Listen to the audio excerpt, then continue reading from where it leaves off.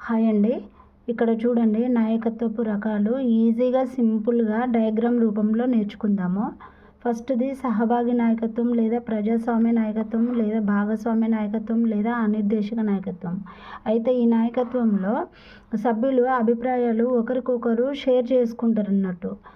So ఇందులో అందరి అభిప్రాయాలకు గౌరవం ఇచ్చుకుంటారు. నెక్స్ట్ సెకండ్ వన్ నిర్దేశిక లేదా నిరంకుశ లేదా అధికారయుత నాయకత్వంలో సభ్యులకు అభిప్రాయాలకు గౌరవం ఉండదు. వీరు ఒకరి మాట మాత్రమే వినాలి. వీరిలో స్వేచ్ఛ అనేది ఉండదన్నట్టు. నెక్స్ట్ అనుజ్ఞ లేదా జోక్యరహిత లేదా లైసేజ్ ఫెయిర్ నాయకత్వము. వీరిలో అభిప్రాయాలు ఎవరికి వాళ్ళకే ఉంటాయి అన్నట్టు. ఒకరి అభిప్రాయాలలో ఇంకొకరు జోక్యం చేసుకోరు అన్నట్టు. అయితే ఇందులో నేనైతే ప్రతిసారి క్వశ్చన్ వచ్చినప్పుడు జోక్యరహిత, లైసేజ్ ఫెయిర్, నిరంకుశ, అనిర్దేశిక నాయకత్వంలో కన్ఫ్యూజ్ అవుతున్నాను.